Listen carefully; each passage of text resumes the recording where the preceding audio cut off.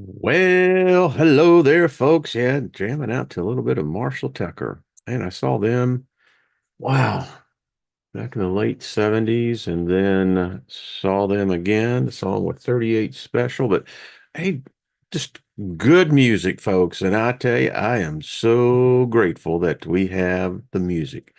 And I can see myself, tells you time travel is real. That's all I can say. I can see myself coming and a going. That's the truth. So, welcome everybody. How are you doing on this Wednesday?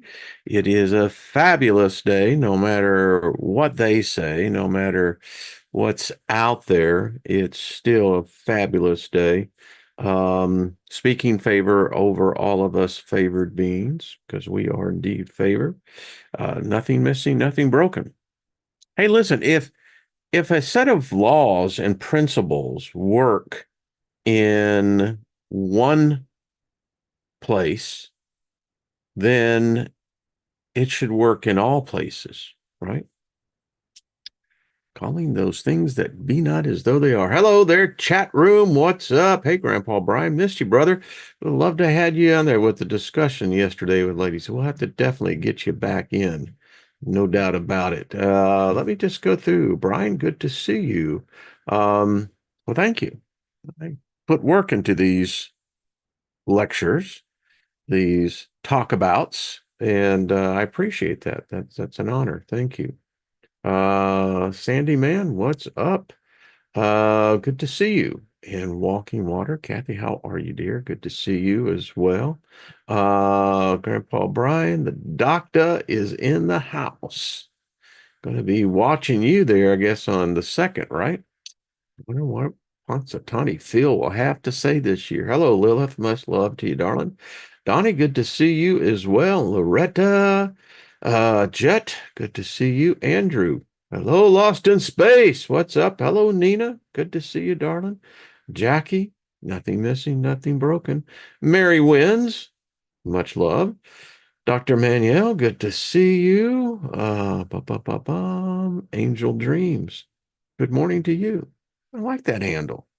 Angel Dreams. Well, as long as the angels are, you know, the nice ones. It's those others, right? So what else? Source frequency, good to see you as well. And as everybody else, hello, Chloe. How are you? How are the crystal sales going? Now let me know what you got going. I'll help. Everyone needs crystals.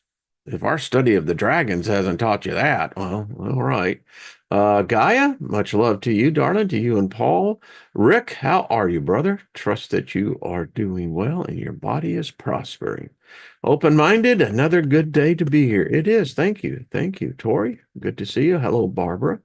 Ba, ba, ba, ba, ba. So, really want to get into this. In my life, it's and I've enjoyed my life. Yeah, it's had its moments and etc. But overall, when it's my time to exit this plane, all I got to say is thank you. It was a fabulous life. Um, and within that has always been the adventure in me. Even as a kid, I was always positive, even in the freaking worst times. And there were some bad times, but as I look back, I was a strong little dude. That spirit still lives within me. I remember those memories well. And it was a reflection. And part of that has always been the search for knowledge. I was denied an education, thank you, state of Texas. Um, but in one hand, I didn't get, the formalized structuring. But on the other hand, I got one of the best educations I think a person can have. I mean, when you're on the street, you're out there in, you know, the Wild West, so to speak. But what an adventure. And so it's always been the seeking of knowledge. always challenging myself. When I was a drywall finisher, I excelled at it. I was good. I was an artist, but I got bored with it. My mind was more um, in charge than my body was. And I always challenged myself, and I never, when I didn't know something, I would seek it out. That's what I'm saying. So in that, you study things and they add to your belief systems. That's what makes you unique, because it's what you experienced and it's how you experience that. And then it begins to, you know, make the formation of your personality, who and what you are. So I love studying about where we think we came from. We don't know. That's the bottom line. We just don't know. A lot of speculation. I always went with, the creation narrative in the Bible, you know, because it's in the Bible. And those who taught me, they thought the same thing and prior, yada, yada, yada. And turns out all we were doing was promulgating an ideology. And you dare not question it because only a fool questions, right? Yeah, I don't think so. I think a wise man says, why? You know? So the decades that I have spent studying in occult, I mean, at one time I looked at it as my enemy, and it was my enemy. Amazing how when you get to know your enemy, you're going, oh, well, no, wait a minute. We got similar things here. We can converse and we can find commonality. And I'm grateful for that.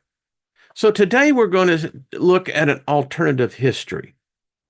We all have, I would say we all, that's assumptive, I realize, in the positioning, but I'm assuming we've all heard of the creation story. And even if you've never read it, you've heard about it. And one of those things that you hear about is the flood, right? Number one. But then you have this other thing, which were strange events, the giants, the Nephilim. Uh, we're going to be talking about the Tower of Babel. Now, we're going to be reviewing a great ebook and assist us in this because I had dinner last night with my wife, and as I told her, I said, as much as I've studied the Bible, as much as I've studied alternative narratives of our creation, our beginnings, there's always been questions. The Sumerians, with Dr. Kramer, um, brought to me a culture of people that I never heard about. And the more I read, the more I was fascinated with the fact that they had this whole freaking society thing, man. I mean, these people were intelligent.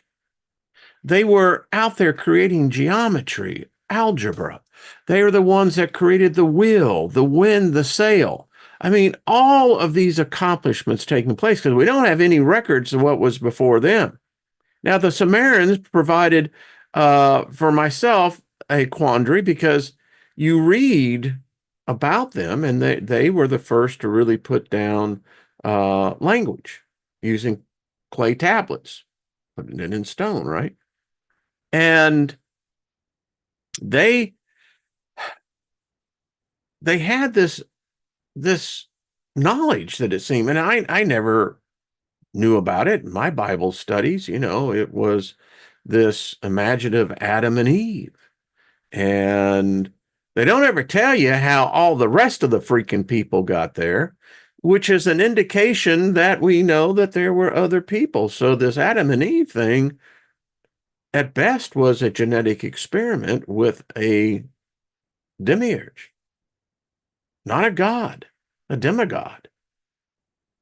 And this demigod is a real piece of work. It creates scenarios, and when those scenarios play out, it blames everybody but itself. And when you study the Sumerian culture, then it begins to blend in to what will eventually become the Jewish people, the Jewish race. And that's where all of creation, everything was centered. That's not true. But we have found things of commonality. Now, the Bible is not an historical book, it's literature, neither fact nor fiction. It's literature. And but within that literature, there are stories that are connected to us all. So when I came across the Tower of Babel, I remember studying it, but I didn't study it through the eyes I've got now. And as I look at this now, I look at the narrative, and that's why I asked the question, why is it important that you believe the narrative? We all must believe the narrative of history, the narrative of the creation factor, the narrative of how you have the secularist and then how you have the religious. And in between there, you've got, science. And so we look at the geological record, we look at the chronological record, and then we start looking at the uh, genealogy record. That's a big deal. So we get this story, and it's interesting. I'll just pull up for reference so we can have some idea of what this Tower of Babel. This is a big deal, folks. It really is. It's not going to be the popular video of the day. It doesn't matter. Most people are asleep. They don't know what's happening to them. And most people don't care. But this event, they tell us they have found architecture that was part of this. And what most people don't know is the truly amazing facts about this Tower of Babel. So, according to the book of Genesis, everyone spoke the same language. And it gives you an idea that somehow people were moving from west to east. It's what it says. We'll see that here in a second. And so you've had artists who tried to give renditions of what they think of. Now, it is said that the base was 20 miles in circumference. 20 miles. We've never built anything like that since. I mean, this outdoes the pyramids. And it is said to have been 2.5 miles up in the sky. Here is another picture of giving you some idea. The knowledge of engineering, the understanding of force, gravity,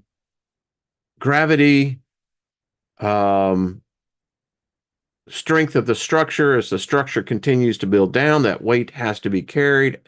Remarkable. Just freaking remarkable that we as humans did that. So I have come to look at this, and I wrote this in my notes, that this is the single biggest intrusion, destiny-changing event that's happened to humans. We were under attack.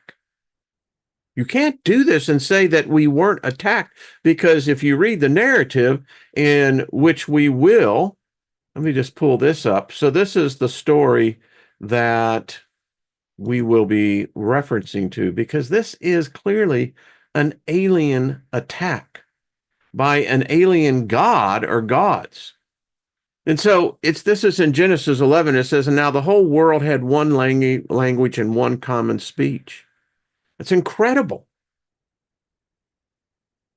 Lynn and I were talking at dinner, and it became very obvious when you start thinking about the advantages of one language, one sense of understanding.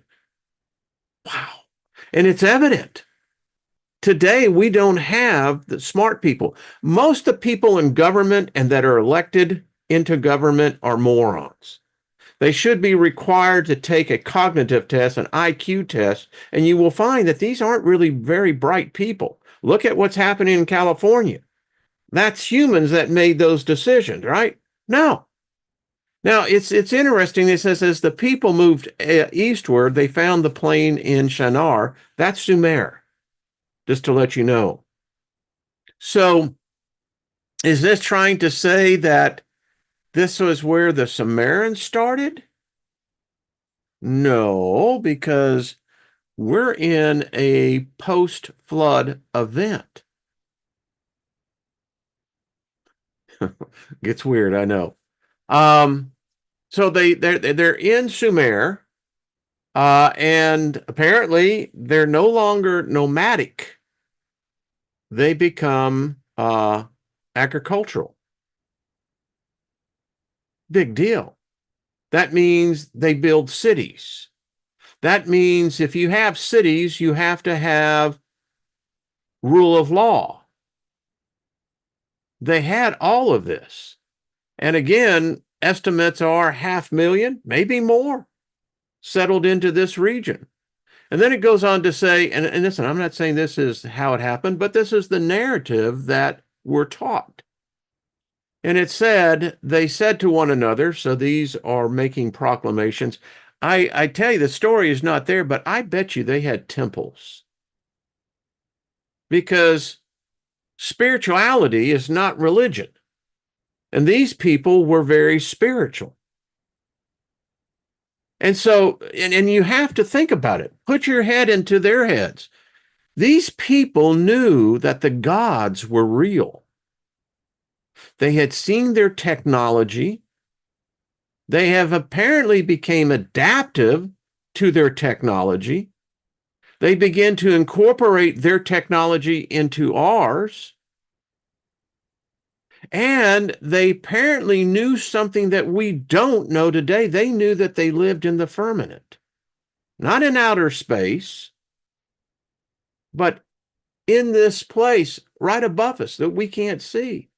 Oh, we can pass right through it with our rocket ships and what have you, but that doesn't matter. It's designed that it is a form of matter and reality and physics that we don't understand.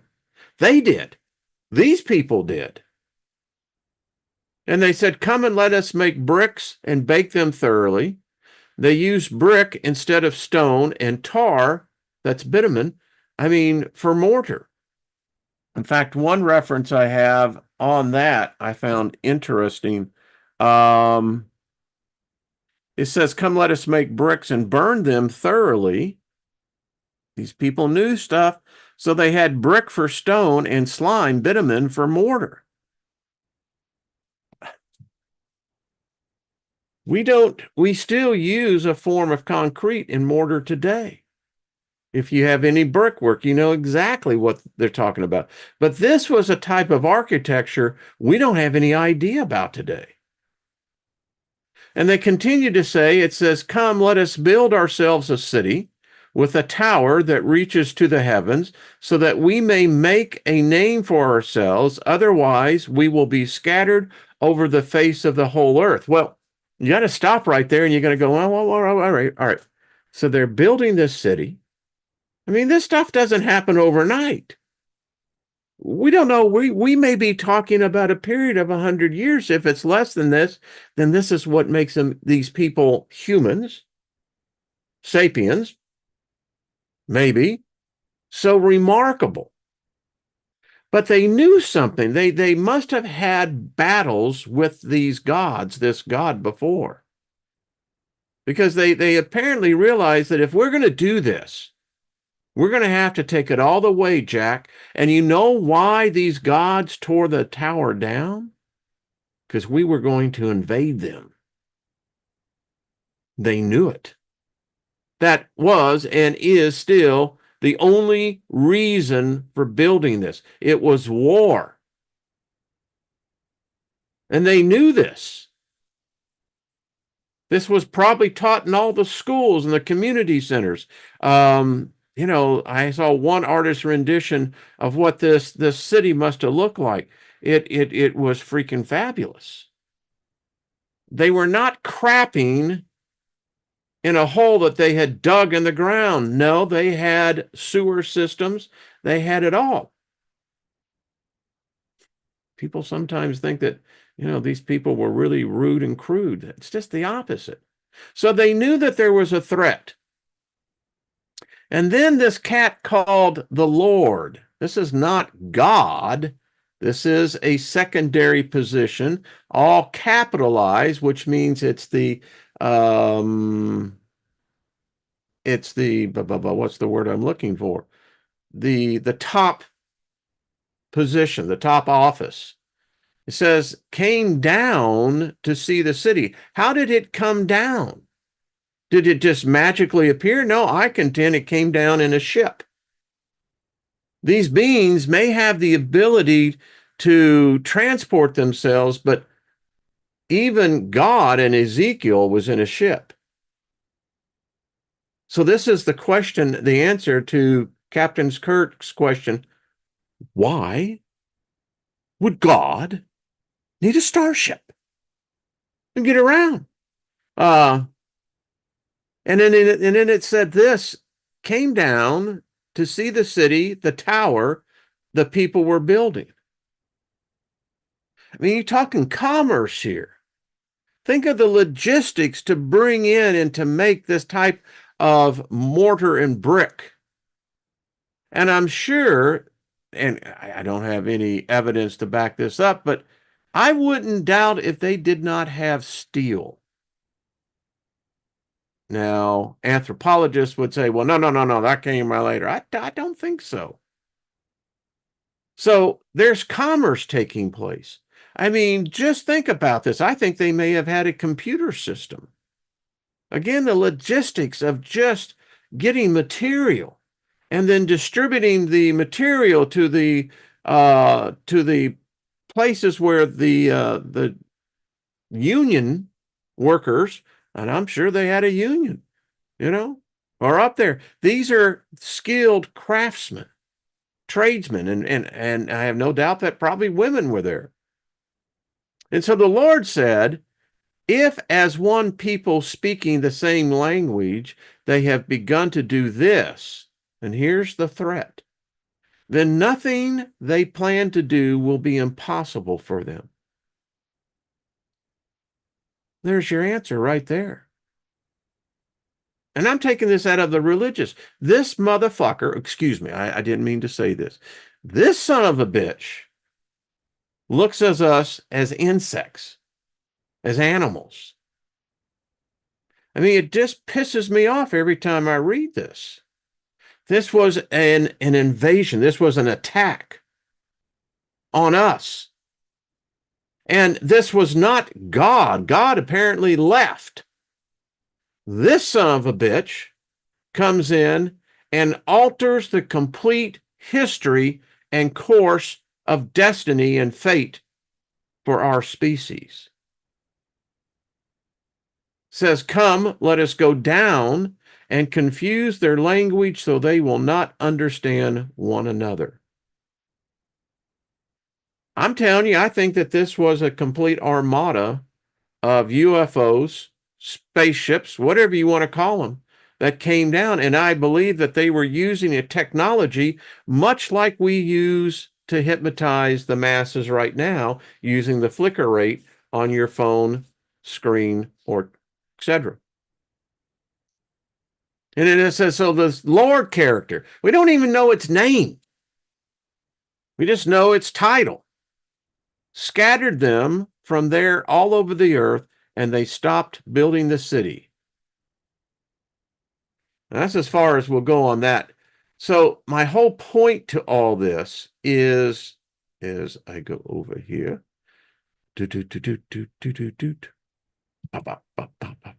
There, I'm back. Hey, Steiger, how you doing?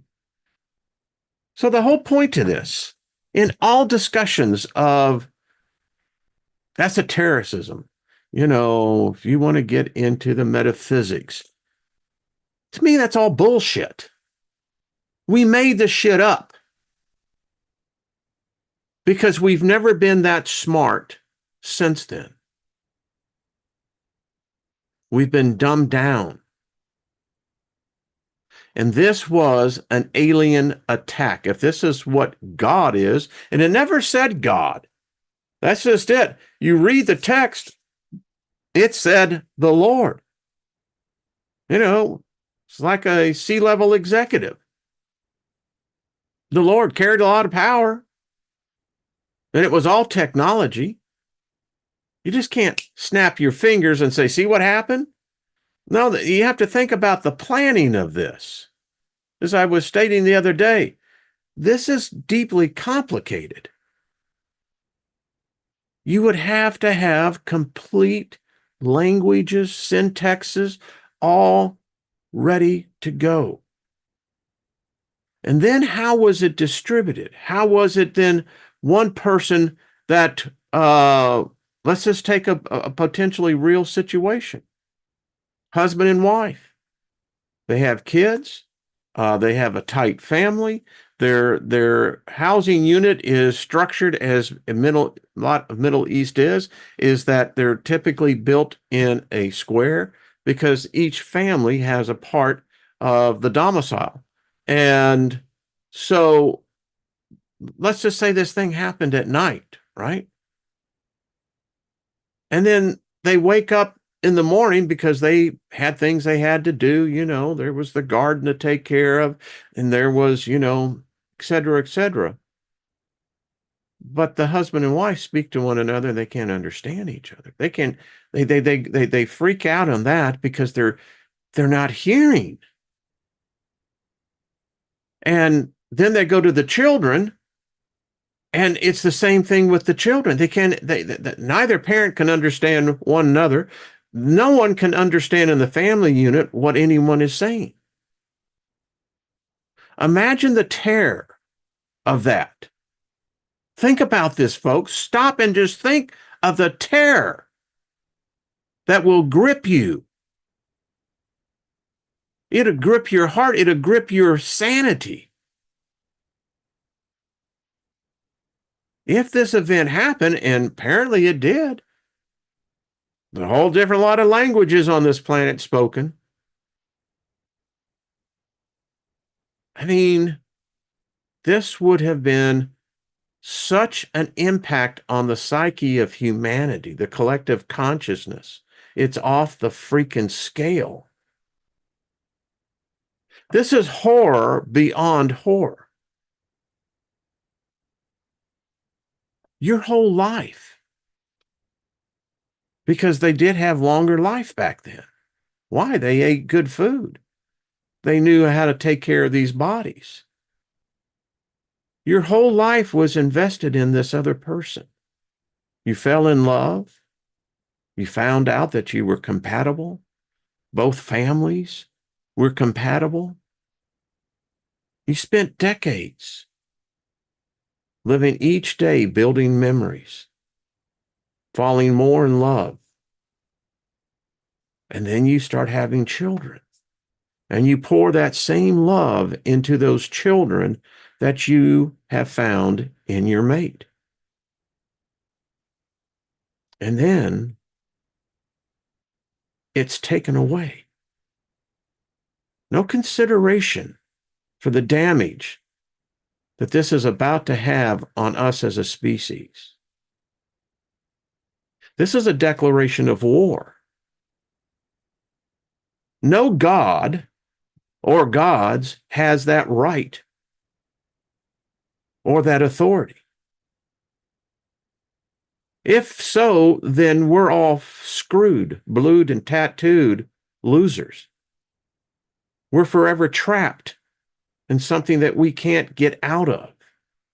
And if we try to get out of, non-existence is what faces us. This was an event that, as you really drill down on this, changed everything. It was the day that changed humanity. And no matter your science, your philosophy, your theology, you can't argue it. And we don't talk about it.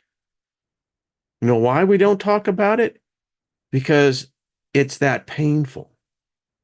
And if we ever wake up, we're all asleep right now. You're hearing me in your dream. And we are awakening out of the slumber, some of us more than others.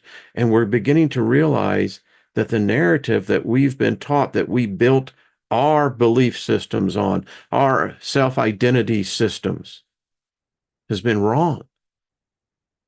And we're still under attack today. If they used this technology once before, the odds are they're going to use it again. Maybe they have.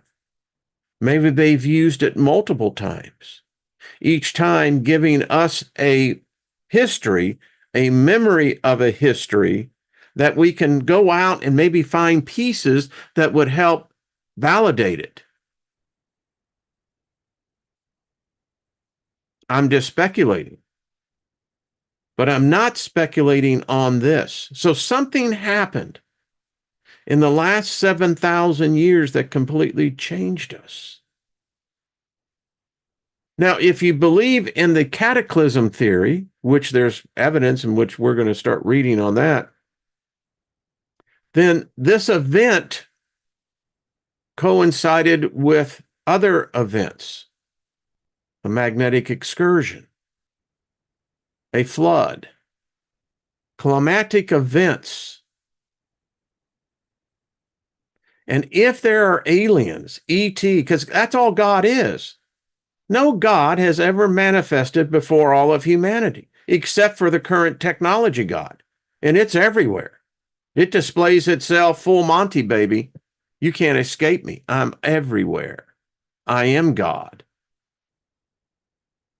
But if we look at their own written word, this again is not God that would be of an existential nature.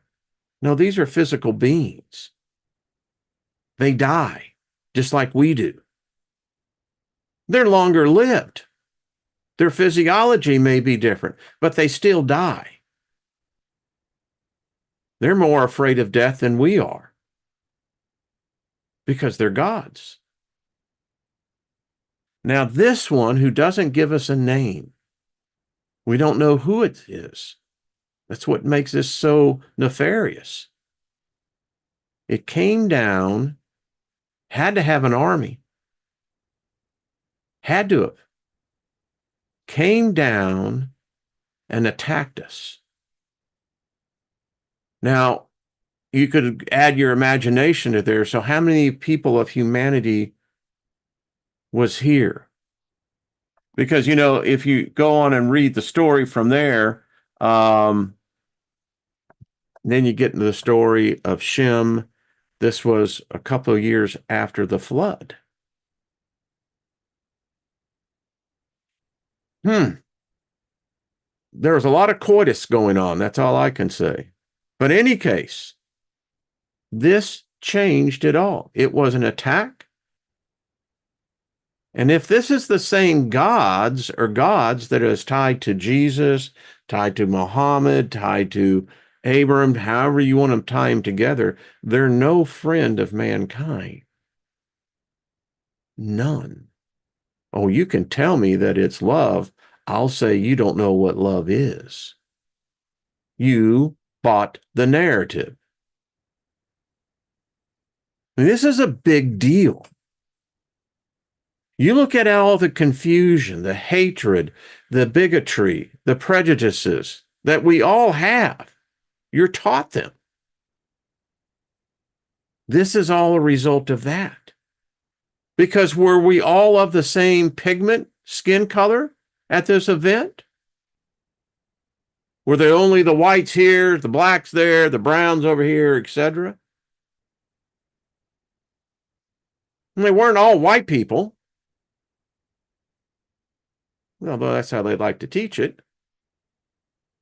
So we had the ability at one time to live in unity, a common purpose. I doubt that there was crime, to be candid with you. There may have been, but I don't think like we see it today. They had a respect for life. They understood an aspect of life that we've been blinded from. This one event. And again, if you have and possess this type of technology, why do you have it to begin with? I mean, think about this. Why would you do that? If you weren't filled with hate, veiled contempt for humans, why would a God do this? Why would a God or, let's say a general, why would you do this? No consideration for the damage. None. You are to be obedient and to obey. You are to worship. You have no choice in this matter. Because that's what it's about telling us.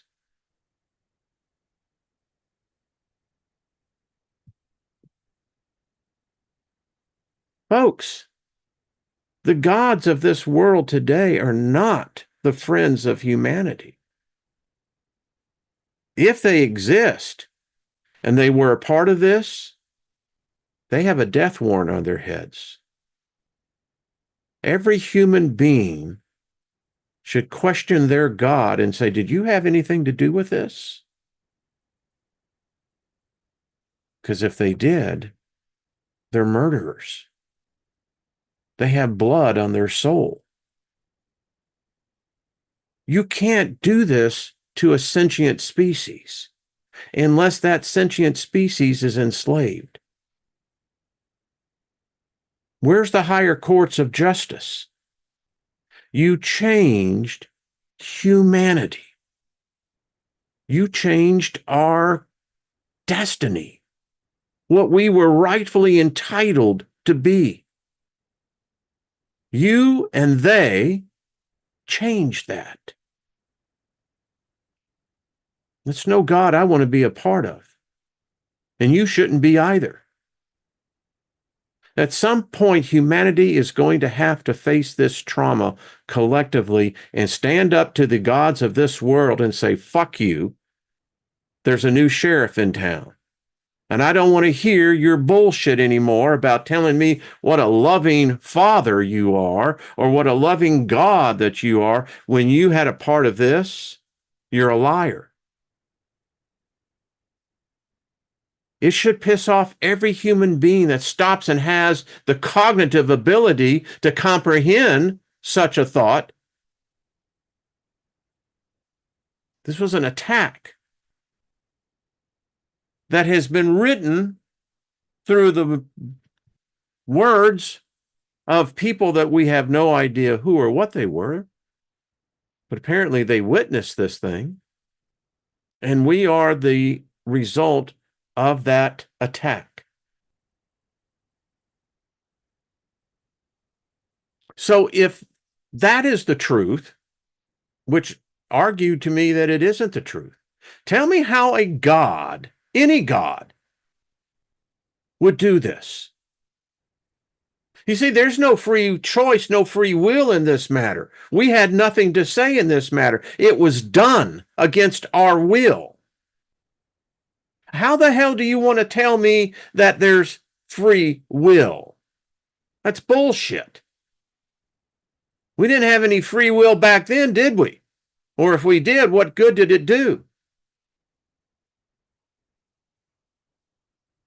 The pain, the suffering, through confusion of language, expression of thought, all stems back to there. I said this, and I said this with some certainty. We would have an IQ individually probably over 1,000. There would be no doubt that we would probably be in the process of transcending between the physical and the spiritual and having a completely different history, a completely different future.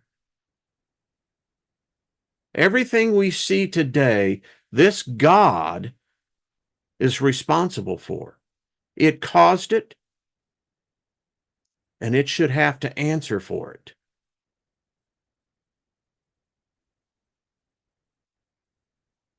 So,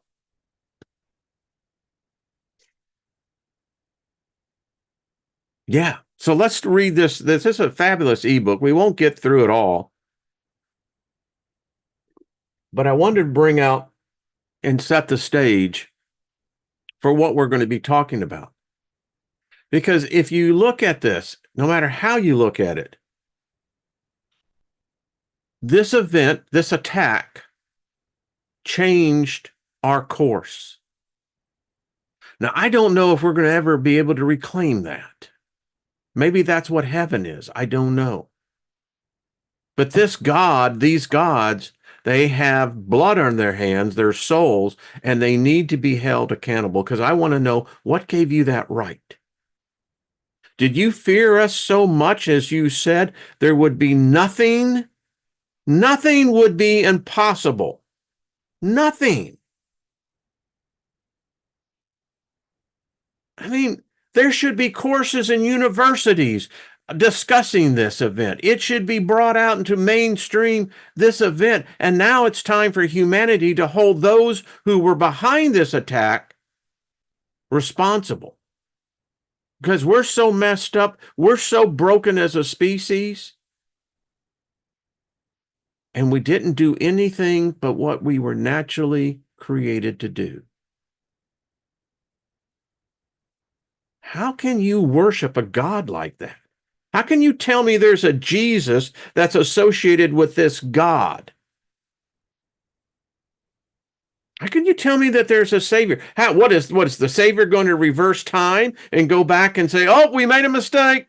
Sorry about that. We're not all omnipotent as we said we were." How do we reclaim what was taken from us? I don't see discussions on like that. How do we reclaim what was rightfully ours?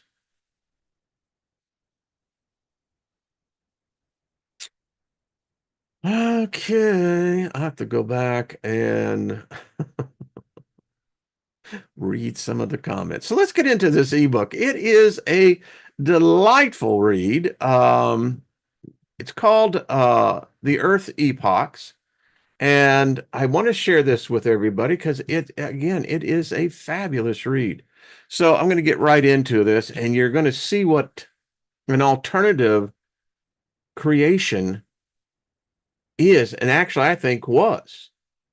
It says this ebook is a result of 4 years of research by John Jensen. He said, I have followed his research for those 4 years as an energetic cheerleader for him and his cause. From the first time he revealed his work to me, I have believed it would transform the fabric of history on Earth as it is understood in this era. Therefore, for the past 4 years, I have promised that when he is ready, I would help him present his story in its fullest form. Unfortunately, he passed on, but you'll see this. It says, my participation is due to my 40 years of professional writing, during which I gained a reputation for making complex scientific subjects easily understood by the widest possible range of readers. Despite being truly revolutionary, this research should be easy to grasp. John and I are convinced the material presented in these pages will initiate a heated debate about what he proposes, and from that crucible will emerge a tempered theory of human history that will bear literally no resemblance to the history of the world that is believed and taught in nearly all countries. Both of us are well aware that in the past 100 years, Many hundreds or even thousands of others have made similar grandiose sounding boast. Claiming to change the course of human history has become the rallying cry for all kinds of utter nonsense. So we are presenting his research with considerable trepidation about being tarred with the same nonsense brush. Despite the risk of sounding dubious, we have to be honest about what we feel is presented here. It says even if John's discoveries were considerably less important, they would still warrant serious consideration by a wide range of specialists in earth science, such as geologists, anthropologists, and marine biologists. This is either what we believe it is, a turning point in human history, or a futile expense of 4 years of diligent research by John and since supported by me. We have shoved our chips onto the table. Let them roll. In 1513, Niccolo Machiavelli, Machiavelli, there we go, Machiavelli offered one of the history's most stringent observations about human nature. It bears repeating and keep firmly in mind as we proceed forward with the contents of this ebook. There is nothing more difficult to plan, more doubtful of success, more dangerous to manage than the creation of a new system. For the initiator has the enmity of all who would profit by the preservation of the old system, and merely lukewarm defendants in those who would gain by a new one. John Jensen is presenting one of Machiavelli's new systems in the form of a unique, original view of the history of humans on Earth.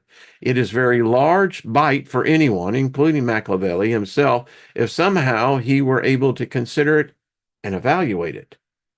The bulk of evidence presented here is visual. I grew up with the truism that photographs don't lie. Today, Photoshop has turned that old saw on its head.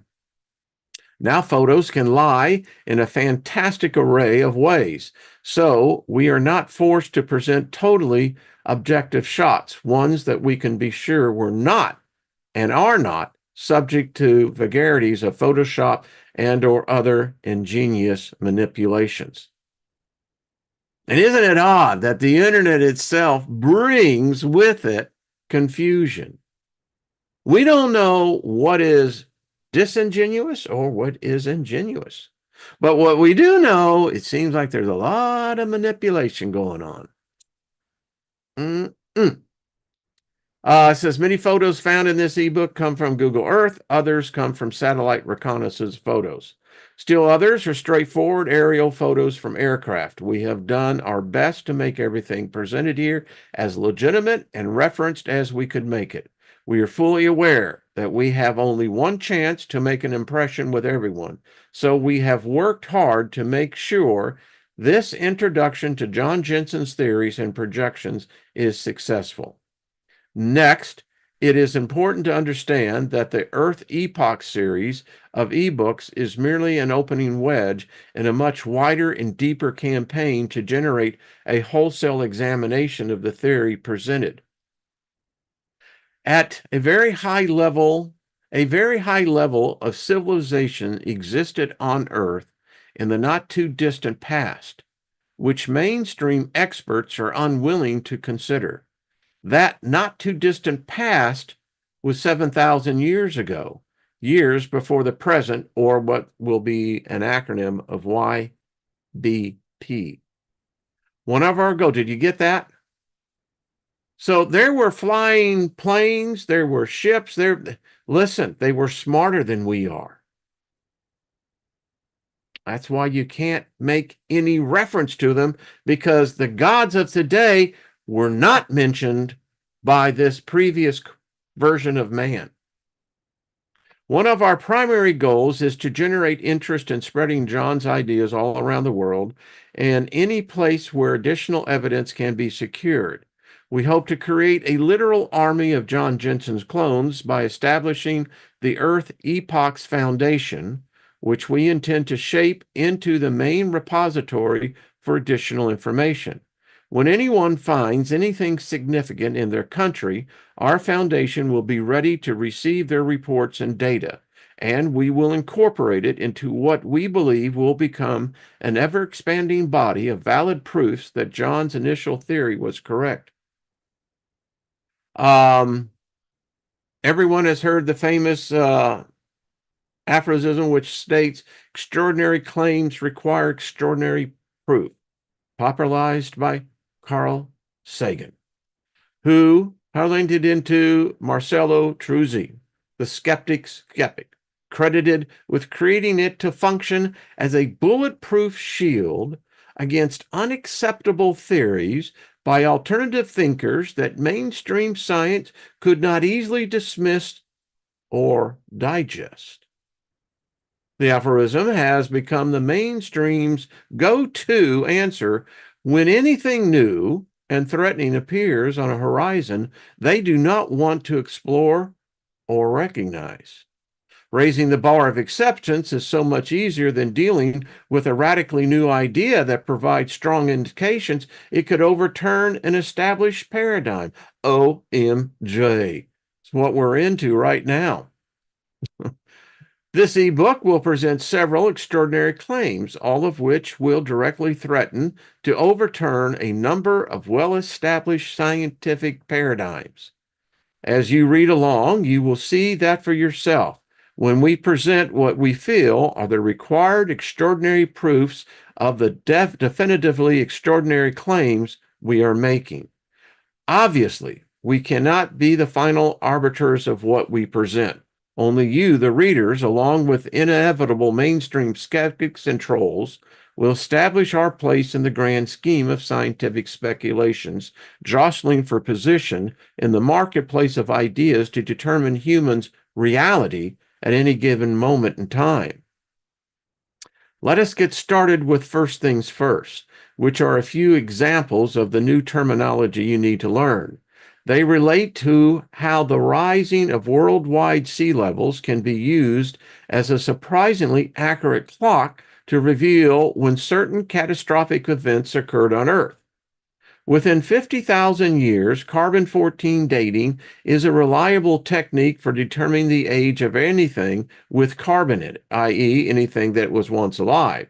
It does not work on stones, which are never alive. However, the rise of sea levels is also reliable for dating, and it can go well beyond C14's upper limit of the 50,000 years ago. What you will now experience is John Jensen's version of a new reality we believe is based on verifiable facts.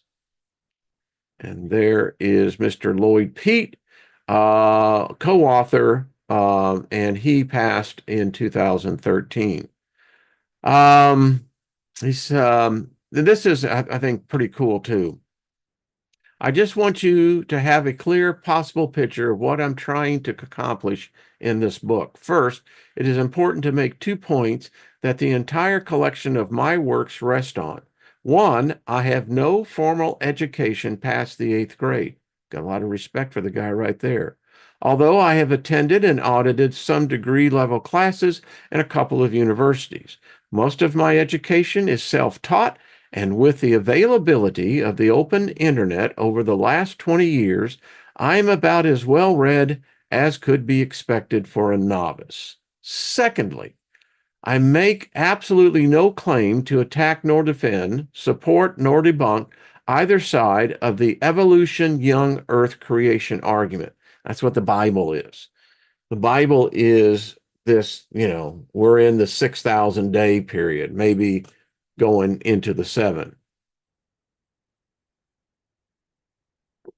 Of course, that defies all logic, science, everything else, but that's all right. I do not advocate for any agenda, whether that agenda is academic, religious, or scientific. To ensure that there is no miscommunication about my personal perspective, I am an avowed short-period catastrophist. And after you read this book, you'll be one yourself.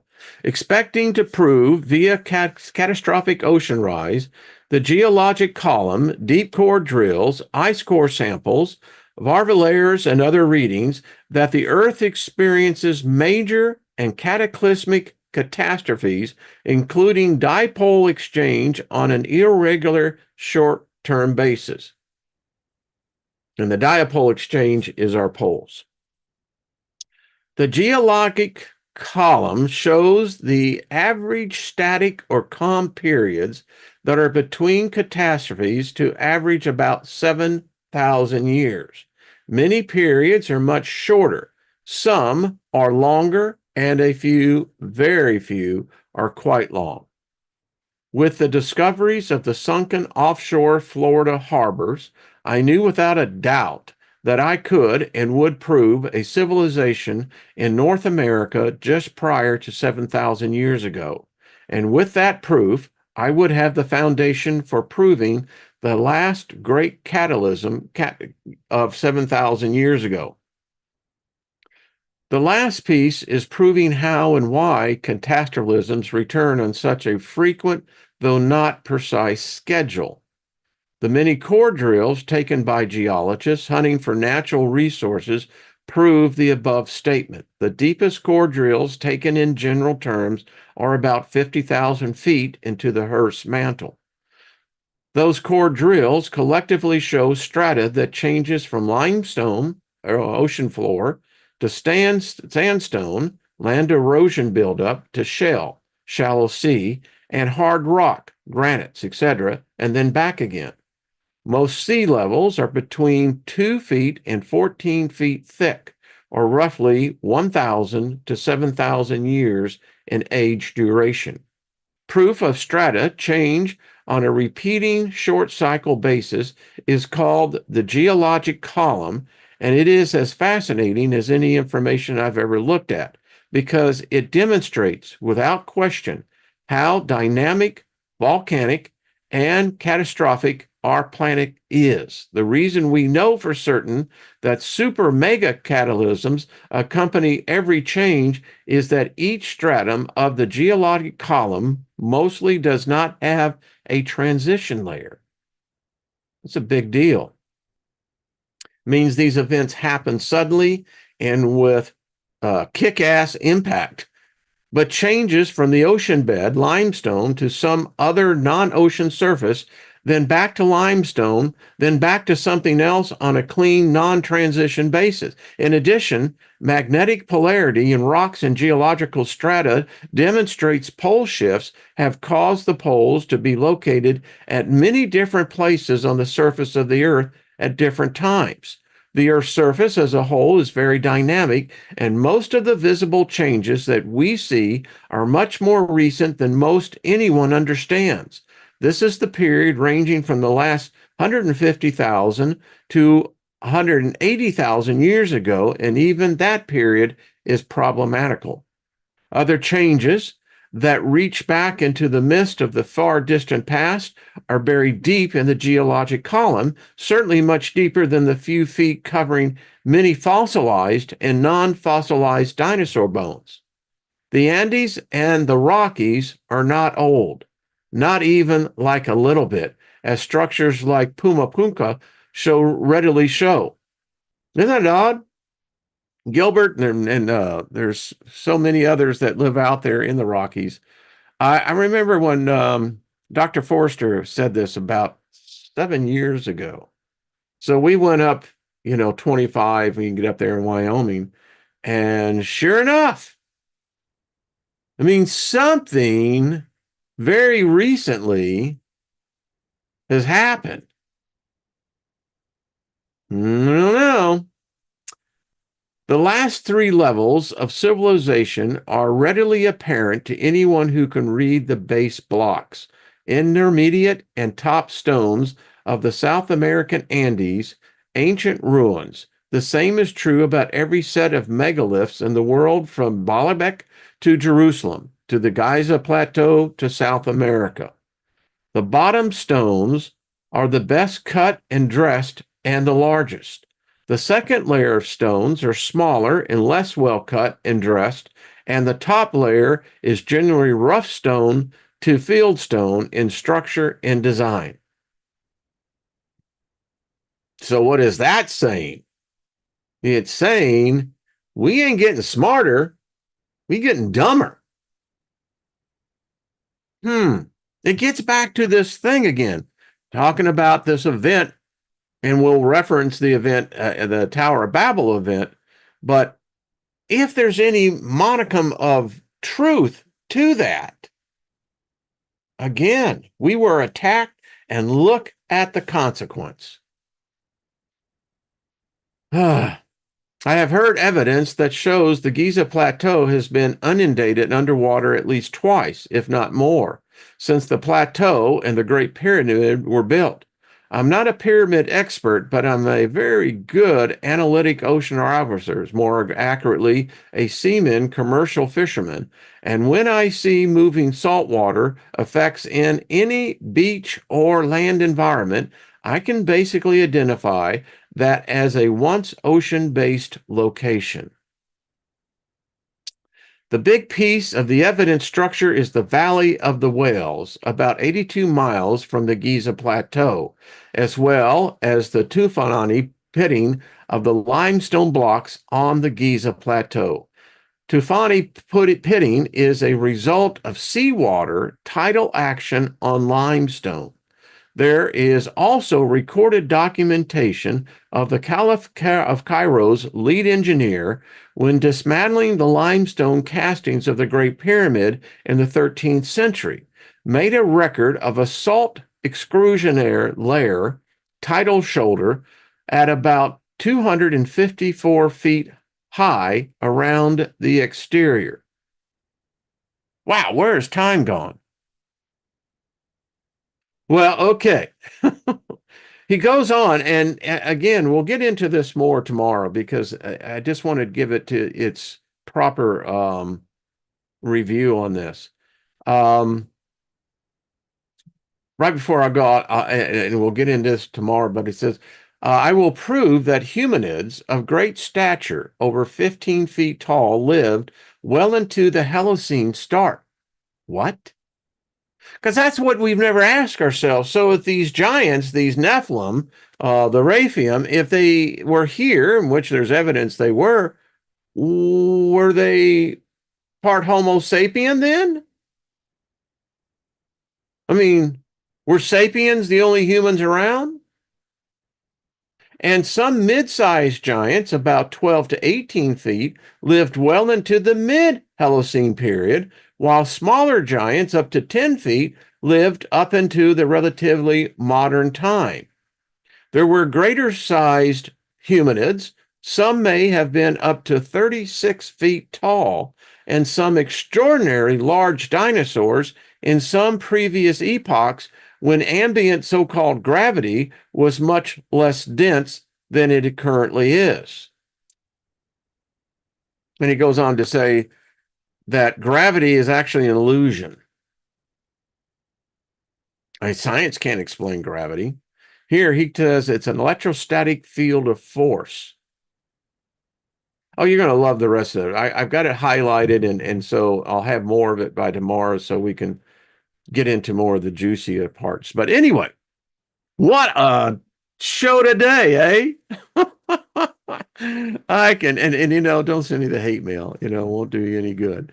But yeah, I mean, you know, if you've got supposedly super intellectual beings, right, to do that to us. Hey, it was bad enough they contaminated our bloodline with these so-called fallen angels. I mean, where the hell was the guard? Was there no one paying any attention? I mean, if you read the story, this God, it caught him by surprise. Like, what? When when did that happen? Yeah, that's what he said in the book of Enoch. I didn't create these things. You did. So we got that, right? And that just jacked with our DNA everywhere. And then we got this event. But this was a full-scale attack on humanity. It's worthwhile just reviewing as we close here. This is a big, big, big, big, big, big deal. Any Christian try to come up and say, well, you know, there's going to be a judgment. Yeah, there needs to be, but it ain't me. It's whoever had anything to do with this. I mean, it's bad enough that they tried to wipe us out with this flood, right? Now, was it a worldwide flood? But there was an event of some kind that happened. So for me, this is strike three. I mean, and again, if they did it three different times in a relatively short cosmologically period, what makes you and I so sure that they haven't done it again? You could say technically that having a savior born was another interference. What was it supposedly to help us redeem us from what? Their mistake? Is this the best they could come up with? If you had some sort of technology that could change a person's mind, well, then you could change the people's minds very quickly. You could do it in isolated locations. And this has got ET written all over it. New World Order, the gods nodded. It's true, Lilith. It's true. Well, thank you, Grandpa Brian. So anyway, there's my 2 cents worth. Keep on their necks. Well, thank you. Thank you very much. And Elvis has left the building. No, he's just right backstage. No. But seriously, I hope this has been stimulating for you. I'd like to know what your comments are. I mean, this is the kind of stuff that they don't talk about. I don't know. I mean, if there's still alien abductions, if there's even aliens in spacecraft about us, this is nothing new. They never left. Which then brings up a whole lot of other stuff. But all right, we'll move on from there. Well, thank you. Absolutely. And is that Poanacide? Did I say that? I probably didn't. I probably butchered it, but anyway, thank you. Agapo, what's up? Monkey Experience and Bonnie and Operation Crossroads. Grace, yeah. Everyone have an awesome day. Sorry, no, I'm not sorry it went over. This is something that we need to talk about. We're going to talk about it the next couple of days. It's a big deal. If there's a solution that can be found for humanity, it lies in the past. That's where the answer is. And I'm convinced that this may be part of that process. I don't know who Lord is, but when I read that, I always get in the back of my head Darth Vader. I mean, that's what I see. It's like, okay, I'm going to squeeze your neck down to nothing. Barbara, thank you. Yeah, more questions. I know. Yeah, it's like, I'm not saying we have any answers, but we certainly got lots of questions. They're everywhere, man. They're everywhere. But all right, everybody. I'm actually going to do the show with Chris Matthew this afternoon. So, and I think he's recording it. So I'll find out where it'll be on that. Well, Lilith, right back at you. Hey, Stephanie Marie. Yeah. All right, everybody, much love, and we'll see you tomorrow because the story continues. Yeah, it has to. And maybe this is just what we need to open the door of new possible thinking. Yeah. So they came down. Could they reverse that?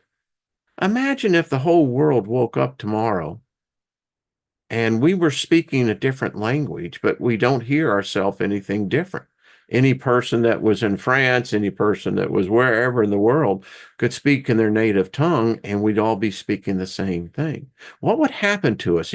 All conflict would begin to virtually collapse upon itself. Communication would take us into a leap forward in the evolutionary track that is just mind-boggling. So if they could do it once, then someone else out there in the cosmos must have a similar technology. Imagine if that happened. Now that would be a history-making event. All right, folks, till we meet.